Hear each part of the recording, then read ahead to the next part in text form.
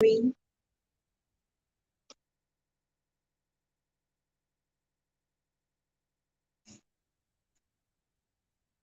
and welcome to Ask the Undertaker. It's an open, honest look at the film service brought to you by Golden Gate Home and Crematory with facilities in Fort Worth, Texas, Dallas, Texas, and Tallulah, Louisiana. I'm your host, John Beckwith Jr., and I'm joined today by Miss Kenyatta Caldwell. And we have the pastor, A. Lewis Eaton. Blessings on. All right. Thank you all so much for being a part of the show. We've been blessed to have been doing this for many years, Pastor Eaton. You've been a part of this as well, from Heaven 97, 970 AM on your dial to KG GR, 1040 AM on your dial. So we've really been blessed to be able to bring this to the public. Of course, Facebook Live and so many other things out there. Now we're on our new program. So thank you all for continuing to support Ask the Undertaker. So let's get to it, you guys. What is the subject for today? Well, we're going to talk about unexpected deaths. Unexpected deaths. That's interesting, you all, because most of us are Christians. You agree? You're a Christian? You're a Christian, right? Yes. So we're taught all our lives it is appointed once for a man to die. Is that in the Bible, Pastor? So we know if we're going to be born, and we hear the preacher say it every Sunday, good possibility you're going to die. And we talk all the time, especially as African American Christians, about dying. We're always taking Jesus to the cross. Right. We always said he died. You hear that every Sunday morning. Preachers say he died. Right. Remember that? He what? He died. We always talk about death. And we always talk about going to heaven. Right. So we talk about going to heaven all the time. Nobody talks about going to hell every now and then. But more likely we talk about going to heaven all the time. We talk about seeing our loved ones again. We talk about when they died, they went to heaven. And we talk about at least once a week. We show up at somebody's church or watch it online. We always talk about death. Right or wrong? That's right. But we still have a thing called unexpected death. Now we've been talking about death at least once a week. We talk about death all the time. We talk about Jesus dying and rising. We talk about that. We'll say he ain't even preach yet until they take Jesus to the cross. Right. Am I right or wrong? That's right. So if that is the case, we know as humans we're going to. We as Christians actually look forward to dying. Maybe it's just me. Do you look forward to dying? No. Don't. What about you? Reverend, look forward to dying? Yes, but I'm not homesick. Oh, okay. So I'm just saying. Is there such thing as a unexpected death? So that's what we're talking about today. I believe it's going to be a great subject. I hope you agree. I want you to chime in. I want you to have questions. I'm going to allow them to ask questions. And I might even ask them a few questions. So let's get started. I believe there's three phases to unexpected death. Three phases. I believe there's three phases to unexpected death. So we have the tragic death. Right. I believe that is the first phase. Car accidents, murder. We understand what I mean by a tragic situation. Right. So we have a cause of death on a death certificate, then we have a manner of death on a. So there's homicide is a manner of death, suicide is a manner of death, accident is a manner of death. I believe that is the first stage or one of the first things when we think about a unexpected death. All right. Do y'all agree with that? I agree. We all want to go to heaven. Yeah. We all prepare for death as Christians. But if I am murdered, it's unexpected. Right. If I was in a accident, it's unexpected. If I committed suicide, that would be an unexpected death. Do you agree with that? I agree. Okay. So you think that's one phase of unexpected. You can see why someone would be unexpected of that type of death. So I'm going to stay there. I'm going to stay there for a second because we want to talk about those deaths. And I don't want to mix them with the other two phases I'm speaking of. Let's just talk about tragic, unexpected deaths. What's something that comes to your mind when I think of the tragic unexpected? I think that the young kids that got killed at school. School shootings, Mm-hmm. unexpected deaths. And let me tell you why. And I want to just chime in on that. Mm-hmm. It is unnatural Right. order for a parent to have to bury That's right. their child. Right. First of all, that is just not natural order of things. Children are supposed to bury their parents if they are killed in a school shooting, especially a place we think is safe. There's a lot of things I might expect for my children to get into, but I never tell them not to go to school. Right. I tell them don't go to a club. I tell them don't hang around friends that's no good.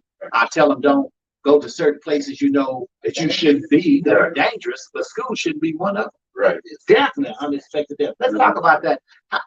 Just in our lifetime, I remember our reality show, Best Film Ever, was delayed. We was looking forward to it. We had a watch party. We did all these things for Best Films Ever. Use a part of that program. And it was delayed because Sandy Hook shooting. A lot of people don't know that. The reason they couldn't show our show that week is because there was a shooting in Sandy Hook. Right. And we had to delay it coming out because it was such a tragic situation. They couldn't come out with a funeral home reality show and these kids were just killed because it was so unexpected and so out of the norm. What do you have to say about children being killed at a school? Yes, that's really, when we look at it, that is really unexpected because we look for them to go to school, come home, do whatever they need to do, go back to school the next day and be safe. So that's really unexpected. Safe. We call it a safe zone when you're in a school zone. Right. We're saying there's no other place they should be safe. School should be one of them. If anything happens to a child at school, that is unexpected. We're talking about the first phase of tragic death and why we consider them as unexpected death. Well, what's one of the places things you would say? Car accident. Okay. I experienced it with my grandfather to be in a car wreck, and it was unexpected because you wouldn't think, he would, just be normal, as they say with old age. You normally go to rest, but him to leave tragically in a car accident, it was tragic for the whole family because we didn't expect that. Unexpected deaths, tragically accidents. Well, I can remember looking at the sign on the freeway. I believe I was on 67 on the way to work, and it said something like 2,000 and some people were killed on this freeway just this year alone. Oh, geez. Unexpectedly. Yes. Just that freeway. Now, they didn't say the ages of the people that were killed on the freeway. They didn't say children. They didn't say young adults. They didn't say teenagers. They didn't say drunk. They just said thousands of people were killed unexpectedly by an accident. How old was your grandfather? He was 78. 78 years old.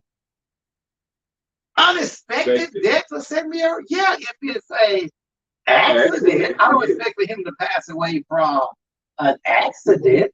I mean, so many things that can happen in an accident. Tragically, he wasn't killed because a lot of times people say you're killed in an accident, right? It wasn't homicide. Was anybody charged with homicide? No. Right. It was an accident. And accidents happen. Right. And people die unexpectedly, but it is a accident. Car, planes, just recently, a plane crash. Right. People killed in, the bottom line, it was an accident. Trains derail. I've actually buried people that has actually been on a train that derailed. I personally buried someone that been in a plane crash. I personally handled bus crashes. I personally handled car crashes. I've handled people accidentally being shot. Right. Accidents are things that happen, but it happened unexpectedly. Right. Homicides are things that happen, but it happens unexpectedly. So let's talk about that phase. What's different in that phase than any other phase? How do I accept unexpected deaths? How do you accept when someone has been in a accident, how was that grieving process? It's hard. Because You really don't find it place because you want to question, and as Christian, we'll talk, don't question it. You know, it was happening, it's destined to happen, but you just feel like something was taken from you before you got a chance to just really do other things or whatever else could have been planned. You want to say, oh, rationalize it, and it'd be our 5 stages of our grief because we in denial. Okay. And I'm glad you went there because you went so many places with me on that. First of all, she said Christians. So Reverend, that's you and I. Okay. So we speak on behalf, right, of God, and we speak to his people through the help of the Holy Spirit, right? Right. So we got to answer her when she says that. We have to say, yes, the Bible speaks of death. And yes, the Bible said there's appointed one for a man to die. Yeah. We can say that as Christians. But let me say this as a minister in the Christian gospel. It's okay to question God. Yeah. I know somewhere down the line, some preacher was dead wrong when he said, don't question God. Right. You're wrong, Reverend. When she said, oh, you're wrong, Reverend, we can question God. Yeah. Because as humans, we have questions. Yeah, that was a song, not scripture, saying you're going to understand it by and by. Right. No, I need to understand it right now. I'm not waiting to die to see why something happened. Right. I can talk to Jesus right now. I'm not waiting to get to heaven singing a song when I see Jesus. Right. Right. No. Like, I get to talk to Jesus right now. I can question Jesus right. And this is going to trip you out. You ready to get out? Your answer. That's right. I don't have to die to wait till I talk to Jesus. Question Jesus. Why, Granddaddy? Why he died from a accident, not from natural causes? Why did this happen? Why did the road turn like this? Why this didn't happen? Yeah, it's okay to question and to question God himself. That's right. I think he's powerful enough. I think he's smart enough. I think he knows us. That's the reason he sent his son, because he sent his son to be 100% human. So he understands us. So that's the first part I want to deal with that. With unexpected death, it's okay to question God. Right. Don't get mad when you ask the question and you get an answer. That's right. Because God will answer you in his time. But can you accept what the answer was? That's right. Go ahead, Reverend. And you know, I tell people all the time, who better to ask than God? Okay. Man can't answer. Okay. So he knows all, and he has all the answers. So why not ask him? Ask Undertaker. You know, when you ask God, and you're not trying to be like being smart or vindictive when you ask him, you just want to know an answer. And the only person gets the answers from the one who knows the answer. Now, Kenyatta went deep. She did 2 ways. She said, first of all, we was taught, I was taught the same as the young lady, not to question. We know that's no longer the case. Right. But there's something else you said. You said it was predestined. Right. As Christians, we believe God has a plan for us. Right. And we believe that we are predestined. Right. Do we believe that? Right. But check this out. Y'all ready? Also, the same Bible speaks of free will. Right. Did you know that? The same Bible is in it that says, yes, you are predestined, meaning God knows what's going to happen. Right. But you can be a part of what's going to happen. Right. That God doesn't make that decision for you. That's right. God allows you in most situations to make that decision yourself. So you say, oh man, this person shouldn't have been driving. Well, maybe they shouldn't have been driving.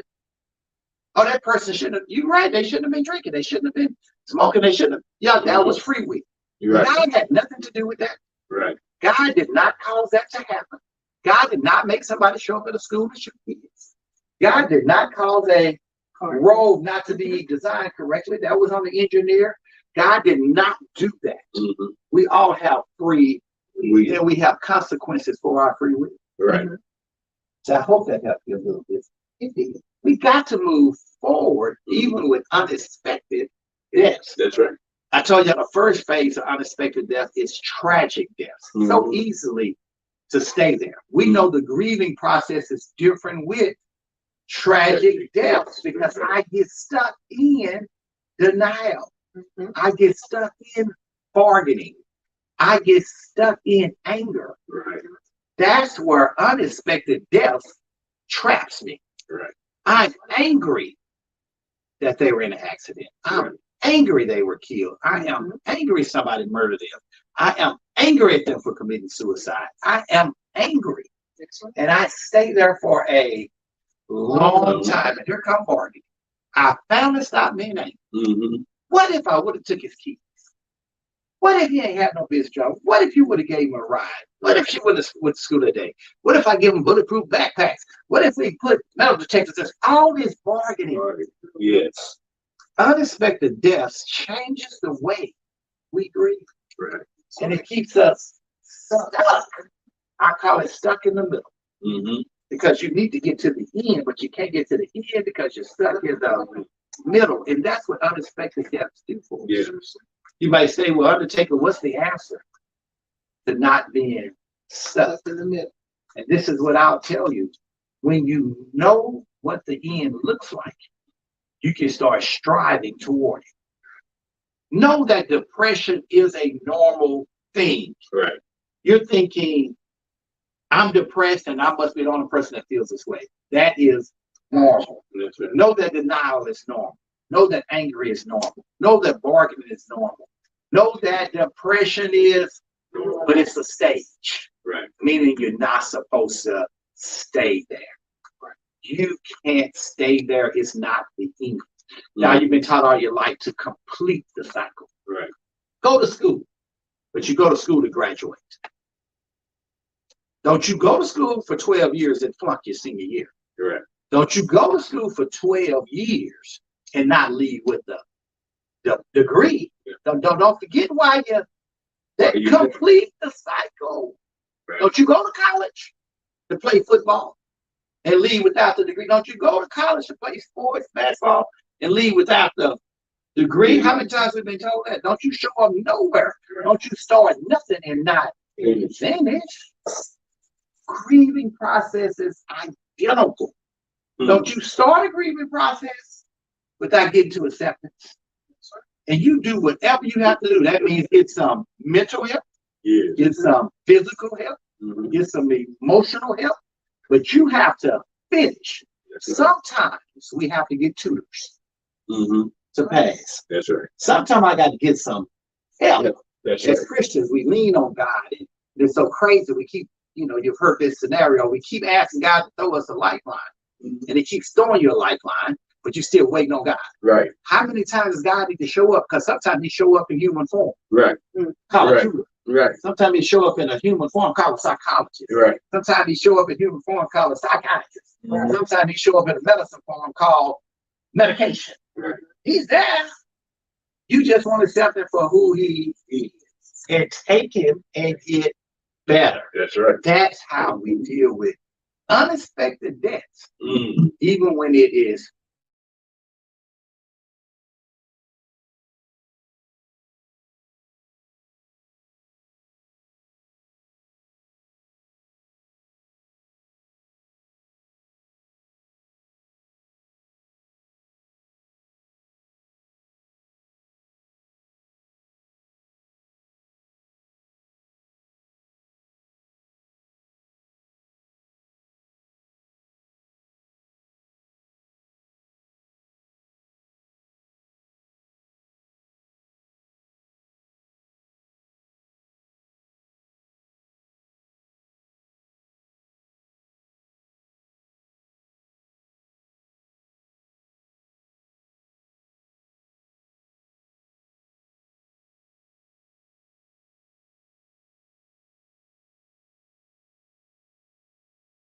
passed away and you have been sick. Now it's interesting. You said, wait a minute, if the person is sick, wasn't I expecting them to pass away? The answer is no. Because this is what we've been taught all our lives. When you are ill or sick, you go to the doctor and you get well. when you're ill or sick, you go before the elders of the church and they pray for you and you get healed. See, a lot of times people don't understand just because somebody was sick doesn't mean I was expecting for them to die. Right. And we have a word we use to say all sickness. It's not unto them. Y'all, listen, you have to understand how many people that deal with people that are sick, right, but still struggle when they die. Right. You will look at it and say, they were sick, but I wasn't expecting for them to. They had cancer. Do you know some people got over cancer? Right. That's something that they had a problem. You know, some people got over that problem. Yeah. Just because they was sick doesn't mean I expected them to die. Now, that's a phase within itself. Y'all, that's totally different than a homicide. Right. That's totally different as a suicide. That's totally different as an accident. My loved one was sick. Mm-hmm. God, where were you? What happened to them stripes that you keep talking about? Mm-hmm.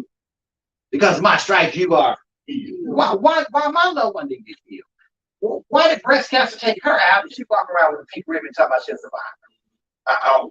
Why did the doctor mess up my loved one in surgery and yours walked out? Why did medication work for you and didn't work for them? Y'all, that is called an unexpected death. Mm-hmm. And y'all, this is one of the most difficult things to deal with. More so than the first one, which is tragedy. Right. Because when you have a tragedy, life understands. Right. People understand. Oh, my loved one was killed. Everybody understands. Right. My loved one was in an accident. Everybody understands. My loved one committed suicide. Everybody understands. Mm-hmm. But you tell me your loved one was sick. Okay, they were sick. And you still didn't expect them to talk to me about that. Do you know anybody that was sick, but you didn't expect them to die? Yeah. My grandmother was sick. I didn't expect her, the illness to take her. And how old was she? My grandmother, she was 79. 79 years old, sick. Right.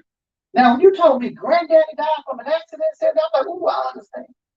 But grandma was sick, and you still didn't expect her to. No, yeah, because that is an unexpected death. Right. And so often it's hard to convince others. Why didn't I? Because I didn't think it was going to kill them. Come on, give me something. Yeah. You know anybody that was sick, but you didn't expect them to die? Yes. And I was like Martha. When she said, if you had been here, you would have been here. Would not have died. You know, and that jumped right straight into the stage of anger. You know, it wasn't no denial. I was angry because seeing like, yes, they were sick, but I didn't think they were sick enough to die. Right.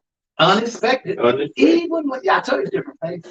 Right. Even when they were sick. See. Now, let me tell you, I was so crazy. My mom got shot when I was like 10, 11 years old. Mm-hmm. Mom got shot. I was 10. She got shot. She got shot, like tragically got shot in a store robbery and didn't die. Whole bunch of surgeries, whole bunch of suffering, but didn't die. Right. You hear me? Right. She had so many surgeries over the next 20-some years, but she never died from it. You hear me? Mm-hmm. She got sick so many times, but she never died. In 2000, Mom got sick from a gallbladder, and she died. People said, nowhere in the world, John, you didn't expect Eileen Beckwith to die. She's been sick all of her adult life. She's been sick all of your life since you were 10 years old. Of course, you expect for her to die. No, you don't understand. My mom was at work with me every day. Right. Every day. Right. She was a receptionist when you walk in. Right. She ran the funeral home. She was the chief financial officer. You don't understand. This one day she said her stomach hurt. She goes to the doctor. They tell her she has a gallbladder situation. She's at the wrong doctor with the wrong hospital, and they mess up her surgery. And her body got poisoned from infection from the surgery, and it caused her life. She was sick all my life. Right. Didn't expect her to die in 2000. Right. 57 years old. You're not supposed to die. You survived, All that. and you die from gallbladder. Yeah. Something that they take out every day. They don't even make decisions no more. Now they making 3 little holes or 2 holes. One person they tell me they're taking 1 hole. Gallbladder is not an issue no more. You was at a hospital. You wasn't in a country somewhere. You was in Dallas. Right. They can't get gallbladder out shit. Unexpected. Yeah. That even though she was sick. Yeah, it's interesting. It poisoned her, right? But it didn't kill her immediately. So it poisoned her, and it was like she's poisoned. She has sepsis. She's not going to survive. It's like, you can't keep her no more. We're going to send her to another hospital. We put her on a helicopter and took her to another hospital to die because we wasn't expecting her to. Yeah, we couldn't accept the idea she's getting ready to die. We just couldn't accept it. It was an unexpected, even though she was sick. So that's another phase, y'all. She didn't get killed. The guy tried to kill her, but it didn't work. Right. She didn't commit suicide. She wasn't in a. She was sick. Right. But it was a unexpected death. You ever dealt with that before? Unexpected death? Yes. Okay. And the thing is, in going through that unexpected death, I still had to go through the 5 steps. We go through that regardless. Now, what did you get stuck in the sick unexpected? This is the second phase of not the tragic, but the sick unexpected death. Where'd you get stuck? I got stuck in depression. Okay. Because first of all, I wasn't expecting for her to leave. Right. And then I got to the point I just didn't care no more. And who are we talking about? I'm talking about my mother. Your mother. How did she pass away? What was her cause of death? Cancer. Cancer. Cancer kills people every day, but you didn't think it would kill your mother. No. Okay. Because people are healed every day from cancer too. Right. And, it was. They had treatments, and she was taking the treatment. I said, "Oh, she's gonna be okay." But then all of a sudden, boom! It hit. She's gone. And depression is what got you. In depression. How did you move on from depression? For somebody who's watching or listening, how did you move on? I had to deal with that same issue with another level. Okay.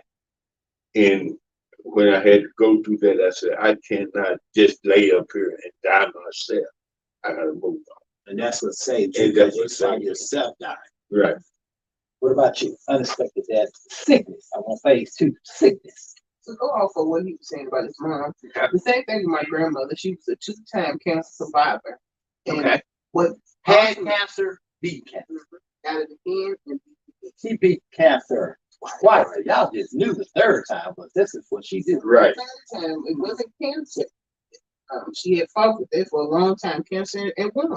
COVID came along with something that was and it took my grandmother away from us. So COVID wasn't a homicide. COVID wasn't a suicide. COVID wasn't an accident. It's actually considered as natural causes, but it was still on. A million Americans dealt with COVID deaths unexpected. Ooh, man, I told y'all it was phases to unexpected. What grieving process when someone is sick? Where do you find yourself stuck with a sick unexpected death?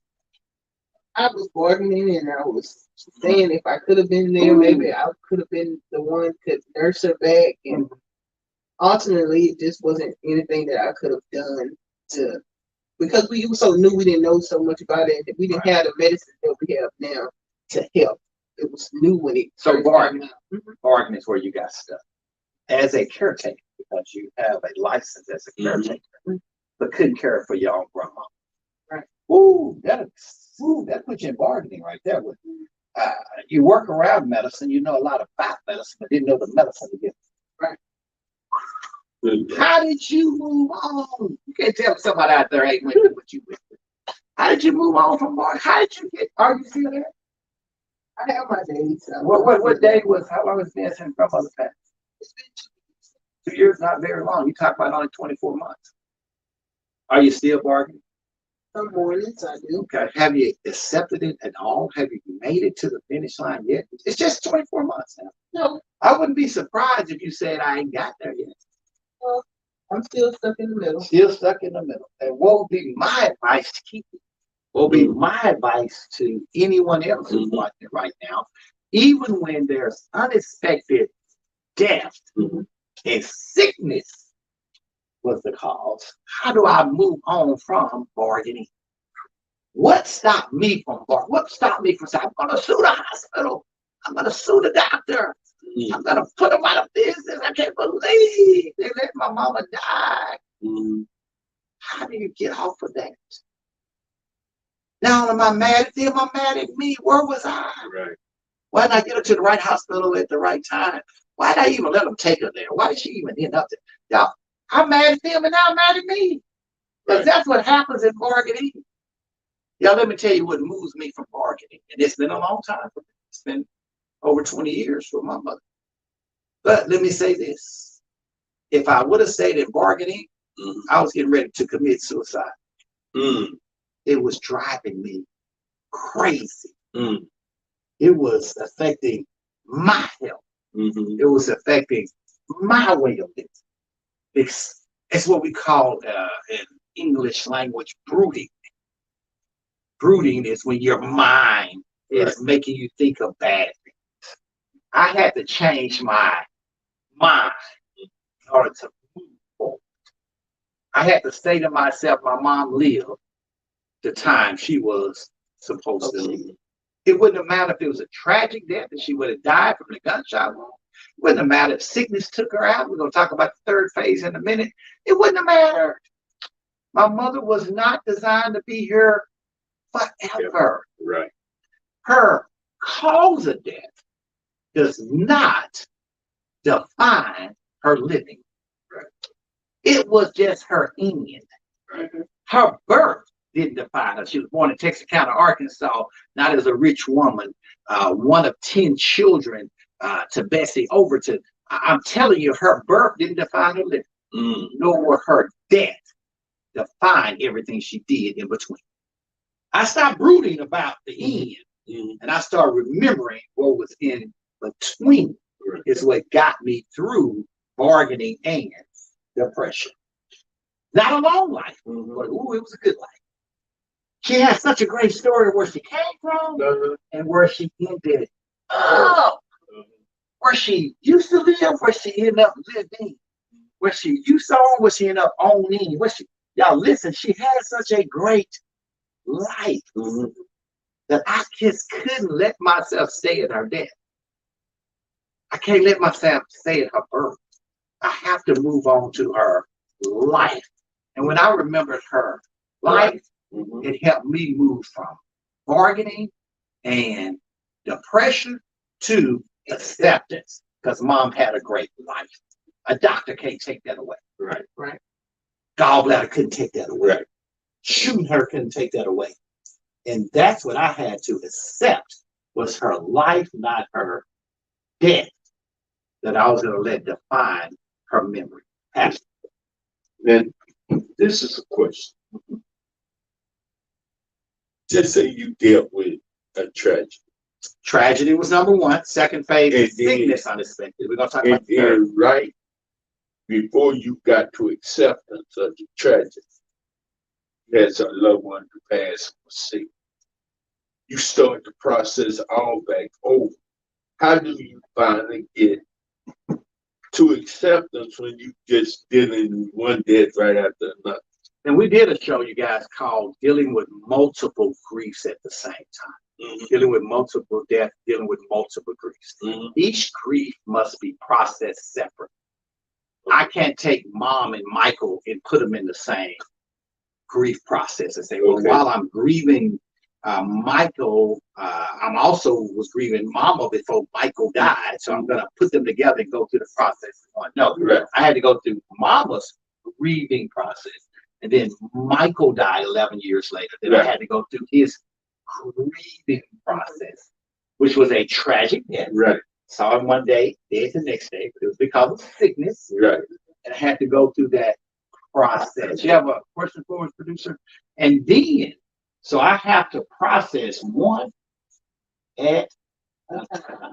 And it's so crazy, you guys. It's like cooking. You got to clean the pot. You got to clean the plate. Yeah. You can't leave nothing left over. Because if you leave that same grease, the other one tastes just like the other thing. Right. And you never process what you should have processed because you still tasting what you did before. You got to completely wash the dishes, completely clean the pot, and then start back over with the next one. Yes, sir. Yes, sir. I hope I answered your question. When I move on to phase 3. First phase was tragic, unexpected. We talk about homicides, accidents, and suicide. Right. Second was sickness, unexpected death. Yeah, then you got to get phase 3. Y'all ready for phase 3? Yes. Age. Wow. Y'all, there's actually a thing called natural causes. Yeah. And it's so crazy. They still unexpected. Right. Who knows? Sometimes people just wear out. And y'all, we still expect great grandmama to live. She was so strong. She's 90. She was so strong. She was 89. But you don't understand. She ain't never been sick a day in her life. You don't understand. She was in her right mind. You don't understand. Sickness didn't take her out. She wore out. Right. She wore out. Anybody know anybody that wore out? You know anybody that lived so long they just wore out? Some people have families that live to 100. Right. Some people have families live to like 90-some years old. Y'all, sickness ain't what took about.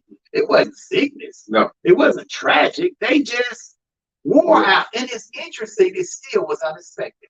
Right. You mean there was 90 years and I tell you, I expected them to die. I thought they were going to live. Yeah. Because they were so strong. I just knew they would bury me. They buried everybody else. Right. You come, they feel like no friends there. Right. That's why. Because they don't live all of them. Ain't no relatives that come with us. Yeah. They don't bury all of them. Now, there is an unexpected death even with old age. A lot of times people will blow that off. If I tell you my loved one got killed, you'd be like, okay, I understand. You got to understand that. If I tell you my loved one was an accident, I understand. My loved one committed suicide, I understand. My loved one was sick, I understand. What you mean you over agree with somebody 90 years old? You had your mom for 50 years. I had mine for 33. You over here tripping. You had your mama for 70 years. Right. And I had mine for 33. And you over here talking about what? Yeah, I won't even look at you the same. Right. I'll start thinking that you ain't dealing with an unexpected death, but I'm dead wrong. Because you didn't expect for them to die, even though they were of old age. That's right. It still was and I can still get caught up in an unexpected grief. A lot of people don't think that. Sometimes we'll make the mistake of thinking that people are not dealing with an unexpected death. But somebody has lived a old age. Right. You don't have to say something. You have to think about how blessed you were to have them so long. Right. Hold on, Cam, I needed them a little longer. I don't care when they died, at what stage of my life they died. I didn't want them to, I need them for the next stage. So it was unexpected for me. Yeah. So you can't tell me just because somebody is a certain age that I should expect with them to, you know who gets up and do that to folks all the time? Yeah. And me. Undertaker. I'm always walking up to folks saying, I know you're gonna die. Let me take a step. This person ain't got long. And y'all, the reason I do that is that's my way of preparing myself for the grief I'm about to go through. I got to, you guys. I got to look at everybody like you're going to die. Because if I don't, I'm going to get stuck in bargaining. I'm going to get stuck in depression. I got to treat everybody. I'm just trying to help somebody. I treat everybody like they're going to die. I can remember walking to my mother in the junior house, a junior in high school. And I knew this little girl that sold flowers. I liked her very much. And I would buy a flower from her every day just to try to impress her with my $1 I had. And I would bring that flower to my mom. And I gave her flowers every day my entire junior season. When she died, and I would say this to my mama, when you die, I'm not going to cry. Because I gave you your flowers while you was yet alive. Yeah, I was preparing for my mama death way before her death. My daddy died. Check this out. Not tragically, not homicide, not suicide, not, come on, y'all. Not sickness didn't take my dad out. They said, well, you wasn't sick. Dad had a stroke 20-something years ago. It was just time for dad to It was 80. He was 80. He was tired. But my dad would do something like this, y'all. Uh-huh. You go by and visit, you know, you can cheat here, check what he do. How you feeling today? He'd do like this. You'd be like, what's wrong with you, Dad? Why you keep going? He's like, I'm going to heaven. You ready to go to heaven like today? Yeah, I'm leaving. I'm gone. And we'll be like, man, don't be talking about that. Don't be saying that. Right. What's wrong with you? It's not feeling well. He'd be like this. Now, how did he do that? Why, y'all? Because he was ready to what? He was ready to die, y'all. We didn't think he was going to die. That's what you mean. I'm telling you, 80 years old, stroke. Y'all, listen, 2 weeks before, he was just fine. Right. He was there. He was doing good. Right before his 80th birthday, he was doing just, but he was tired of his 80th birthday. He was so tired, y'all. He wouldn't even look at us. He would sleep most of that birthday party. We all partying, everybody showing up. And what was that doing? He wasn't messed up with us. He was not messed up with us, you guys. He was tired. The day he passed away, Kenyatta called me and said, hey, listen, your dad's heart rate is really low. It's too low. I can't wake him up. She calls me. She wakes me up to tell me she can't wake up my dad. So I jump in the car, Jack and I run over to Kenyatta and Dad. Dad gets her, Kenyatta gets him ready, puts him on an ambulance, and take him to the, what did you expect? Well, so be leaving Because that's what we've always done. We've always brought Dad back home. Right. He always goes to the hospital. He always rides the ambulance. Right. But this time, he didn't come home. It was unexpected. I'm in the emergency room with my dad. They're out in the waiting room. And the nurse come out to tell y'all better come back because he's not going to be alive in another 5 minutes. And they all screamed at me. They all hollered at me. What you mean? I said, you know, Dad's passing away. Caretaker. Unexpected. Jackie. Unexpected. Y'all was in the emergency room with me. And it was still, he was 80. He'd been having a stroke for over 20 years.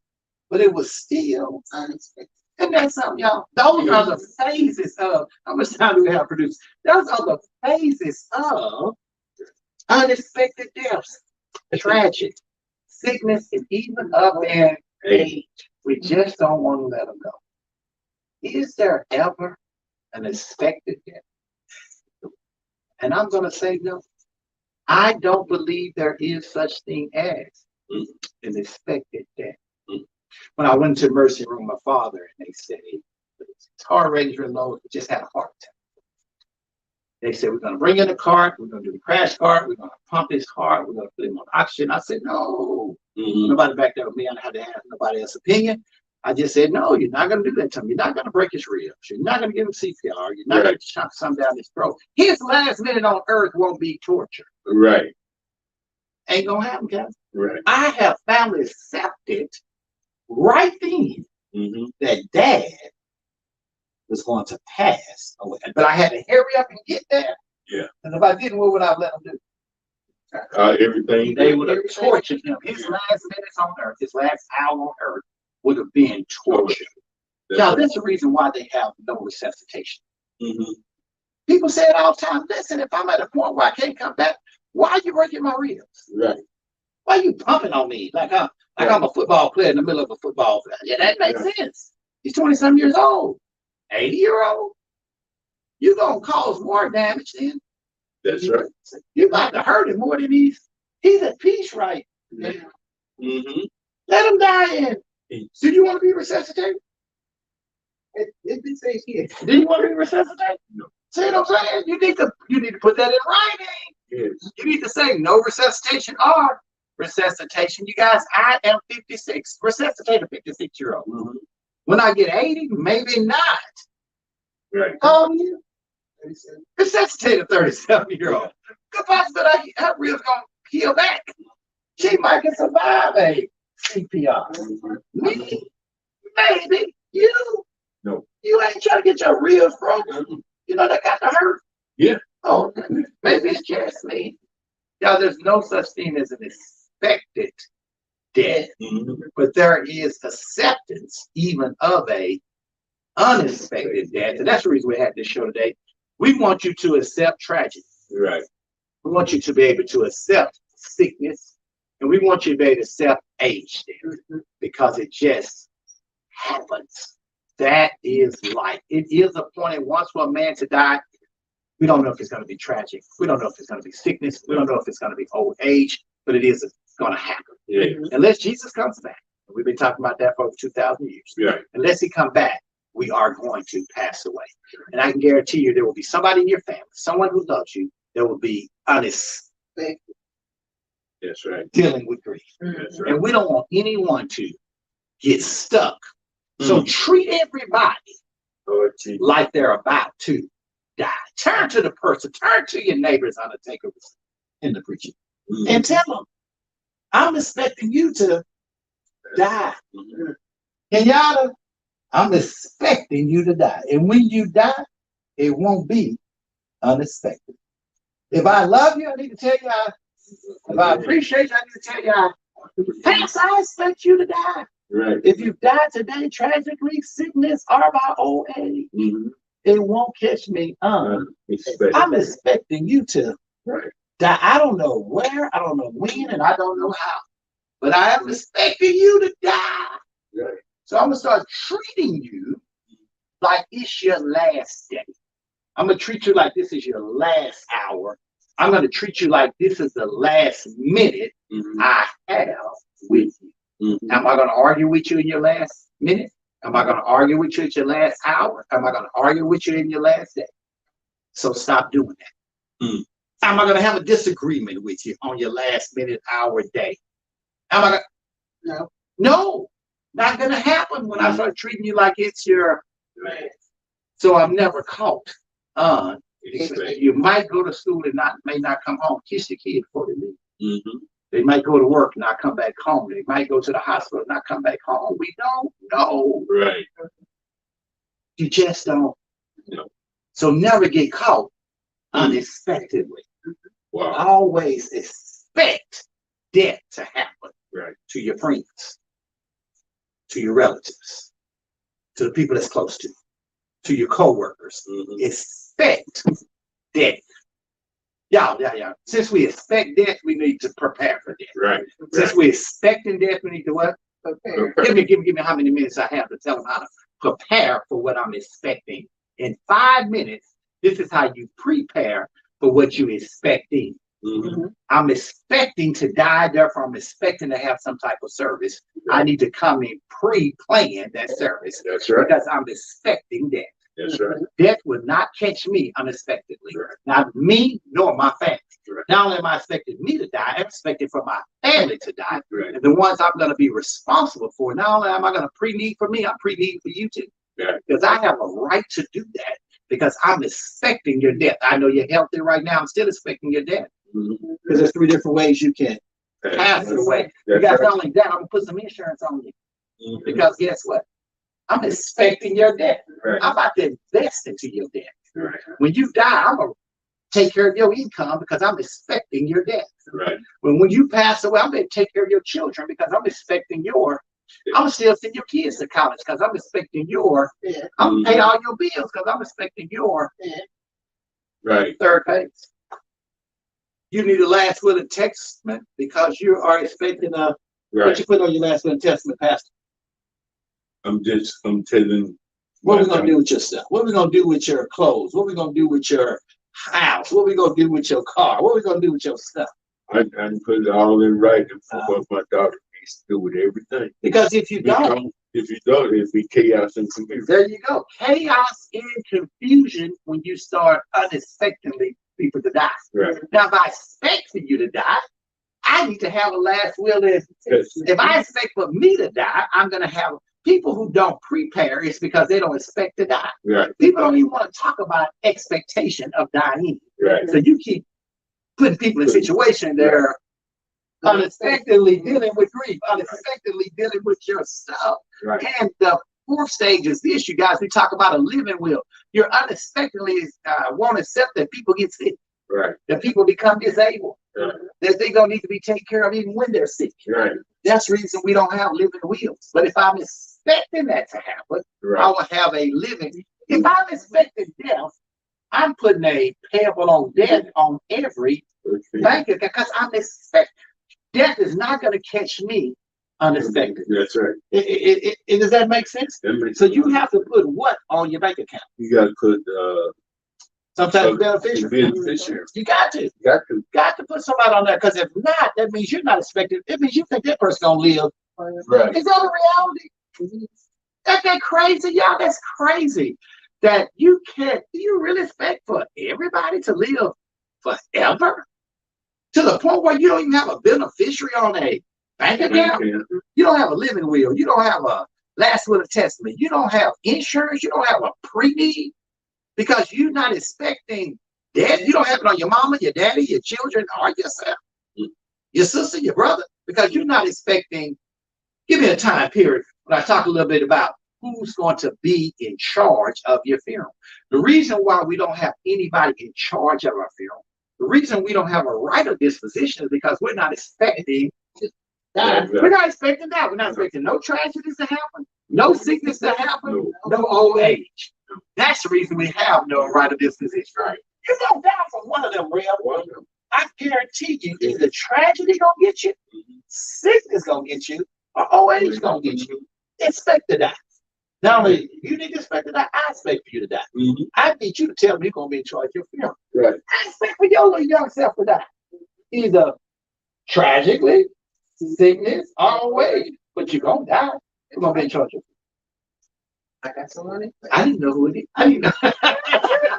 It's okay for her to say none of your business, but you better have somebody in place.